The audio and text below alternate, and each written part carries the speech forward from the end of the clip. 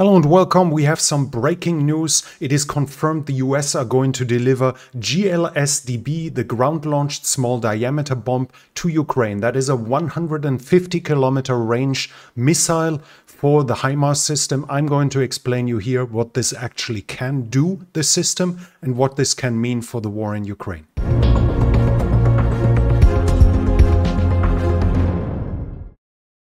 What you see here is the website from Saab where the system is introduced, is shown to us. It's basically a bomb that is getting strapped on top of a rocket motor together with stabilizing fins and control fins, and obviously a target system. It can be used 360 degrees, so in every direction, no matter where the launcher is set, it can follow terrain, and it has the ability to hit within 1 meter and even to penetrate reinforced structures like caves or anything like this. So it has a much higher capability than the so far delivered GLM.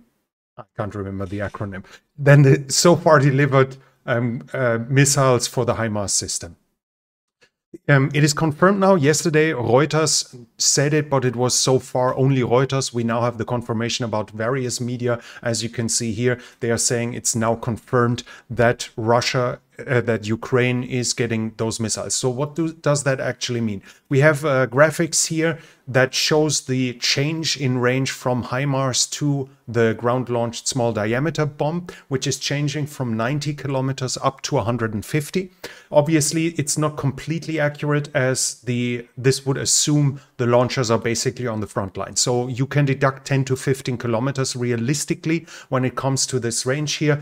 But more or less, that whole area here is now available for strikes from Ukraine as soon as those are delivered. That means all the lines of communication into the south on the land bridge north of the Azov Sea can then be fired upon. The new missiles should have a higher warhead, a stronger warhead, and they should be far better in destroying bridges. So all the bridges that are up here are now up for grabs for the Ukrainians.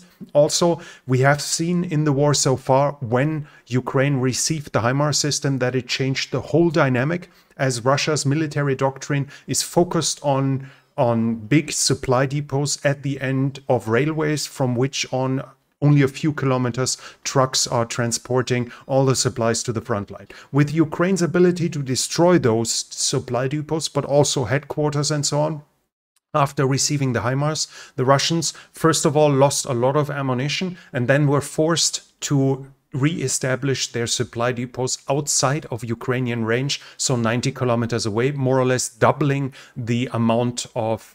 to quadrupling the time that a truck needs to reach the front line after loading up. This means that the already strained supply train by the Russians, which has lost a tremendous amount of trucks at the beginning of the war, was already much more strained. Now the Ukrainians, if they receive them fast enough and if they receive enough of those new systems, they will be able to push back the Russian depots even further to 150 kilometers and more, which basically close to doubles the distance that the trucks have to drive. And as they have to drive back and forth, this means the amount of supplies that can reach the Russian front line from that moment on will be more or less halved. Now, of course, Russia can try to mitigate this. They can, for instance, gain access to more trucks by confiscating civilian trucks, or in theory by buying more trucks by producing more. But this will take time, and this will take a lot of effort, and of course this will take personnel, because the truck has to be driven by somebody. So we are talking about a massive amount of additional soldiers having to be used for supplies while the front line is starving until this is solved. This should help the Ukrainians massively in the expected big offensive that is about to come, that is about to start by the Russians. At least that's both the anticipations by the Ukrainians as well as from Russian military bloggers, but we will have to see how fast those systems arrive. But the effect those can have can be as tremendous, as disruptive for the Russians as the introduction of the HIMARS system had. Only this time the whole southern land bridge might be taken out, more or less out of the equation, if the Ukrainians start pounding all the bridges over all those small rivers there. That's it from me for now. This channel is only possible because of the support from viewers like you. So if you liked what you saw and if you want to enjoy help the channel, you can do so by the means in the description. Thank you very much to everyone already supporting the channel. If you liked what you saw, hit the thumbs up button, leave a comment. Do you think this will help Ukraine? Do you even think this might be have more of an effect than the delivery of main battle tanks? Leave your comments in the description.